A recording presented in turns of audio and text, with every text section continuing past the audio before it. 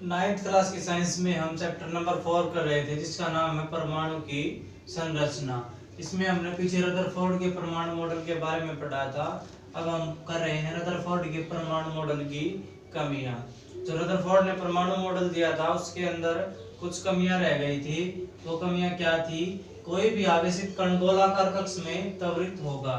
त्वरण के दौरान आवेशित कण में ऊर्जा का विकिरण होगा। इस प्रकार स्थायी कक्ष में घूमता हुआ इलेक्ट्रॉन ऊर्जा विकिरित करेगा और अंत में नाभिक से टकरा जाएगा। उसने बताया था कि जो इलेक्ट्रॉन है वो नाभिक के चारों ओर चक्कर लगाते हैं।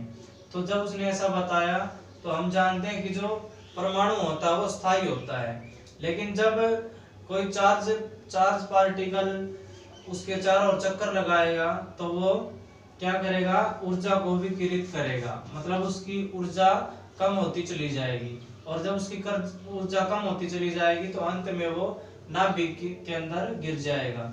नाभिक में जो पॉजिटिव चार्ज होता है, धनात्मक चार्ज होता है, वो उसको आवेशित कर लेगा, अपनी तरफ अट्रैक्ट कर लेगा।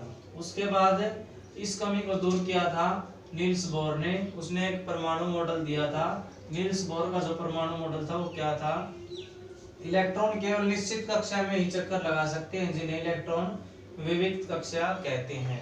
जो रदरफोर्ड थे उन्होंने ये नहीं बताया था कि जो इलेक्ट्रॉन है वो एक निश्चित ऑर्बिट के अंदर निश्चित कक्षा के अंदर चक्कर लगाते हैं। ऐसा किसने बताया था? ऐसा नील्स बोर ने बताया था। तो उसने बताया कि जो इलेक्ट्रॉन है वो निश्चित कक्षा में चक्कर लगा सकते हैं और उन्हें उन कक्षाओं को हम बोलते हैं इलेक्ट्रॉन विविक्त कक्षा। इसके बाद दूसरा पॉइंट उन्होंने बताया कि जब इलेक्ट्रॉन इन विविक्त कक्षाओं में चक्कर लगाता है तब इनकी ऊर्जा विकिरित नहीं होती है। जब इनकी ऊर्जा विकिरित नहीं होगी तो जो इलेक्ट्रॉन है, इलेक्ट्रॉन के पास उतनी ही एनर्जी रहेगी और जो न्यूक्लियस उसको अट्रैक्ट नहीं करेगा, उसको आकर्षित नहीं कर पाएगा। तो इसलिए वो एक निश्चित कक्षा के अंदर ही चक्कर लगा सकेगा। इलेक्ट्रॉन है वो निश्चित कक्षाओं के अंदर ही चक्कर लगा सकेंगे। ये इस टाइप का चित्र हमारे पास, इसके अंदर ये नाभिक होता है और जो ये होती है हमारे पास निश्चित कक्षाएं होती हैं। इनको नाम दिया गया है, पहले को के कक्ष के नाम से, दूसरे को एल और तीसरे को एम और फोर्थ को एन कक्षा के नाम से जाना जाता है। ये सभी जानकारी दी थी नील्स बोर ने।